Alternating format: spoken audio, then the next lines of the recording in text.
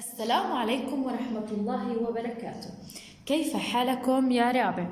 اليوم إن شاء الله رح ندخل على الدرس الأخير، الدرس التاسع، دروس وعبر. دروس وعبر.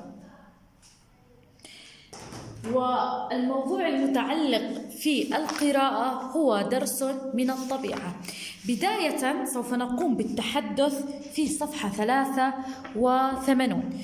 طيب، احنا بنشاهد يا رابع في الصور الموجودة عندي هون. خلينا نطلع الصورة الموجودة عندي اللي هي ثلوج، فأكيد بده يمثل لي اللي هو فصل ايش؟ الشتاء.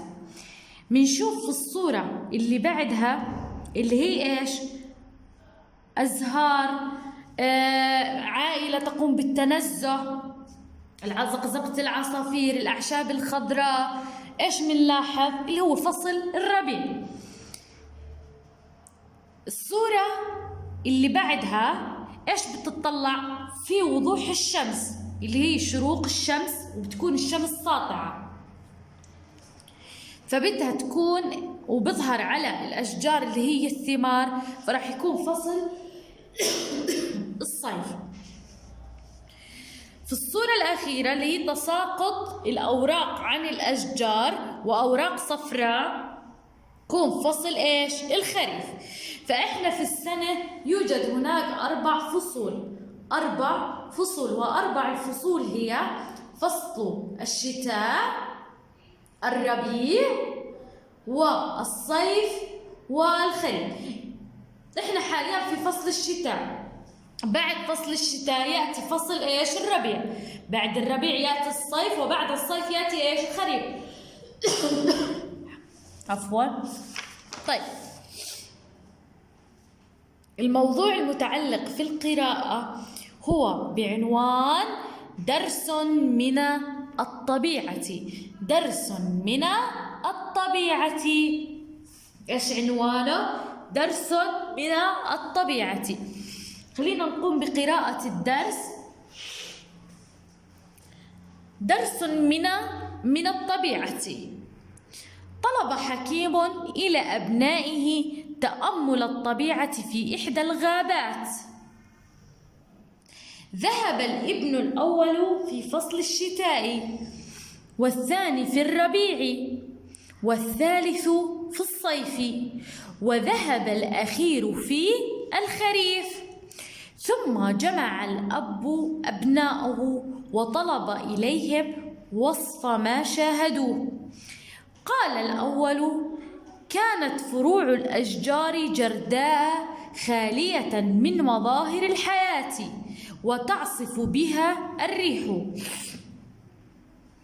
قال الثاني: هذا غير صحيح، لقد كانت الغابة مكسوة باللون الأخضر مع مزيج من ألوان الزهور، وهذا أجمل منظر رأيته في حياتي.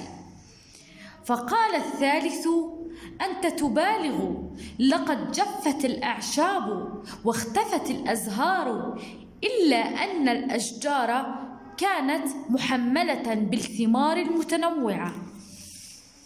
قال الرابع: ما الذي تقوله؟ بل كانت الأشجار باهتة اللون وخالية من الثمار، وأوراقها الصفراء تغطي أرض الغابة. ابتسم الأب وقال: يا أبنائي، كل منكم رأى الغابة في فصل واحد، ولم يرها في سائر الفصول، فاختلفت آراءكم، ولكي نحكم على الأشياء لا بد من رؤيتها في ظروف متعددة وأحوال متباينة. نقرأ كمان مرة يا رابع عفوا. درس من الطبيعة. طلب حكيم إلى أبنائه تأمل الطبيعة في إحدى الغابات. ما المقصود في حكيم؟ حكيم طبيب بارع. طبيب بارع. ذهب الابن الأول في فصل الشتاء، والثاني في الربيع، والثالث في الصيف، وذهب الأخير في الخريف. ثم جمع الأب أبناءه وطلب إليهم وصف ما شاهدوا.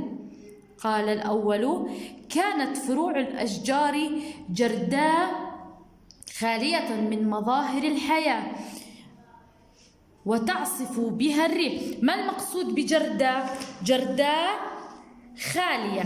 ما المقصود بجرداء خالية؟ مظاهر أشكال وتعصف بها الريح. قال الثاني: هذا غير صحيح، لقد كانت الغابة مكسوة، معناه مكسوة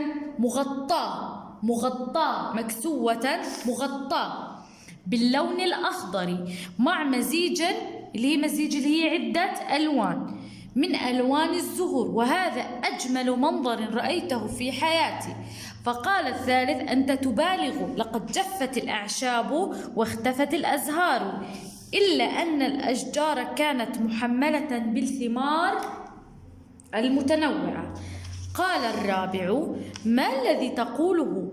بل كانت الأشجار باهتة اللون وخالية من الثمار، وأوراقها الصفراء تغطي أرض الغابة. ابتسم الأب وقال: يا أبنائي، كل منكم رأى الغابة في فصل واحد ولم يرها في سائر الفصول. سائر اللي هي إيش؟ باقي. فاختلفت آراءكم، ولكي نحكم على الأشياء لا بد من رؤيتها في ظروف متعددة وأحوال متباينة.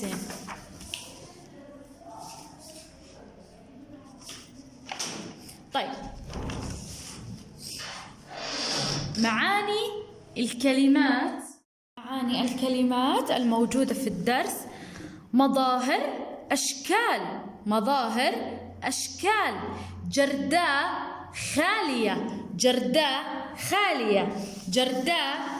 خالية، مكسوة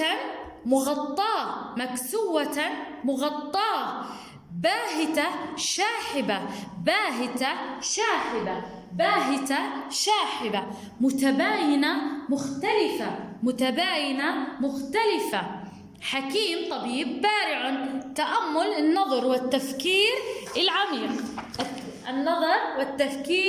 العميق. طيب، هاي بالنسبة لمعاني الكلمات اللي هي كتابتها وحفظها غيبا، كتابتها على الدفتر وحفظها غيبا. طيب، خلينا نشوف الدرس. طيب، ركز معي. هناك يوجد حكيم، تمام، له 4 أبناء. الابن الأول، الابن الثاني، والابن الثالث، والابن الرابع. أولا فصول السنة احنا بنعرفها ايش هي؟ كم منفصل؟ 4 فصول، اللي هي الشتاء، الربيع، والصيف، الخريف. وزي ما بنعرف يا رابع، فصل الشتاء هي تساقط الأمطار وتساقط الثلوج والبرد، ويكون الطقس ماله بارد وغائم. فصل الربيع تتفتح فيه الأزهار ويكون الطقس معتدل ما بين مشمس وغائم. فصل الصيف هو تكون حار فتنتج فيه الثمار، الأشجار بتكون لي نباتات تنتج فيها ثمار. الخريف بتتساقط فيها الأشجار. فصول السنة إذن هي الشتاء والربيع والصيف والخريف. طيب، هناك يوجد حكيم له 4 أبناء، فطلب من أبنائه إنهم يذهبوا إلى إحدى الغابات. تمام؟ الأول ذهب بأي فصل؟ ذهب في فصل الشتاء. الشتاء. والابن الثاني ذهب في الربيع، ذهب في الربيع.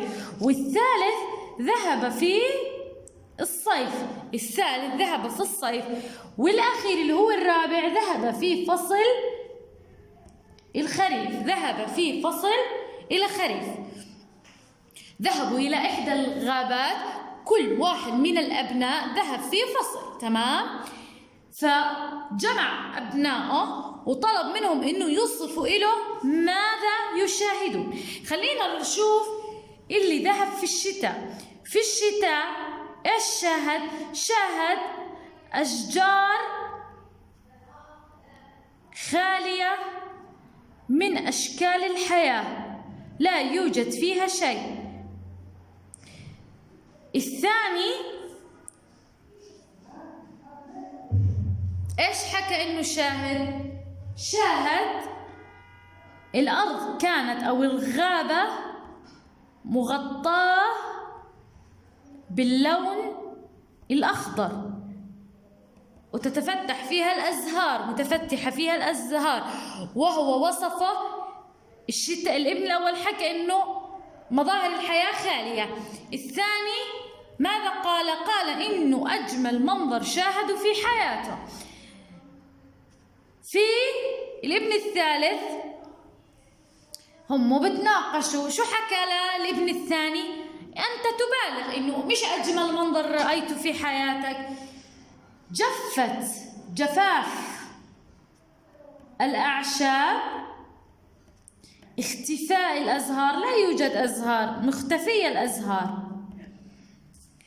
لكن الأشجار اللي بتتكلم عنها كانت محملة بالثمار، الأشجار محملة بالثمار.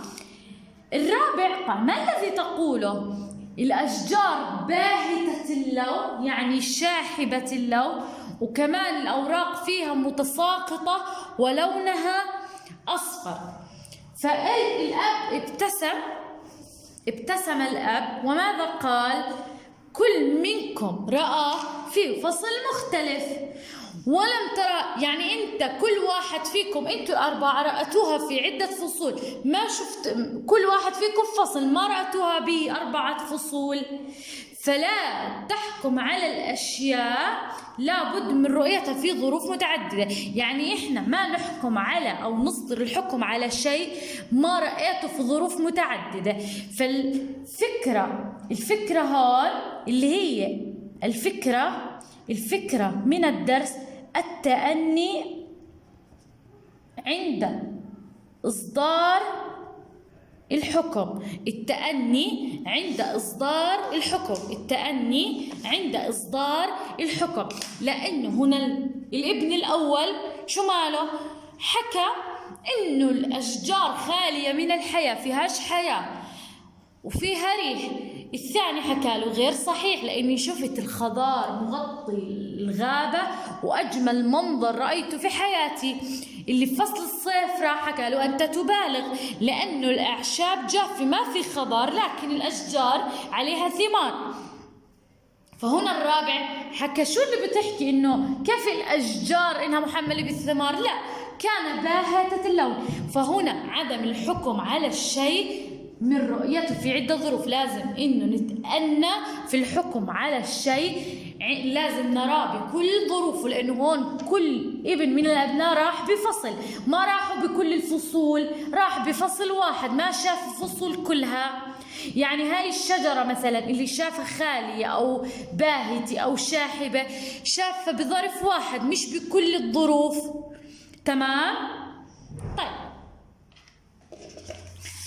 هنا ألفظ كلا مما يأتي لفظا صحيحا. مكسوة،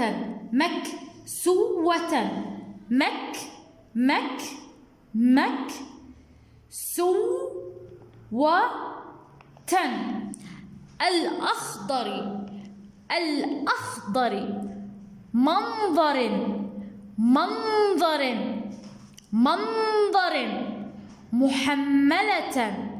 محملة باهتة. آراءكم، آراءكم، آراءكم.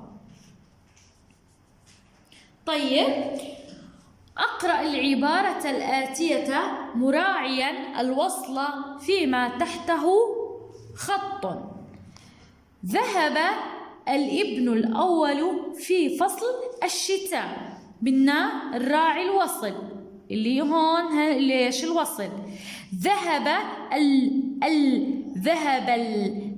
الابن الأول في فصل الشتاء. تمام؟ طيب، هون يا رابع كتابة زي ما حكيت لكم معاني الكلمات زائد نسخ الدرس بخط جميل وعلى الحركات مع القراءة، النسخ والقراءة. ويعطيكم ألف عافية.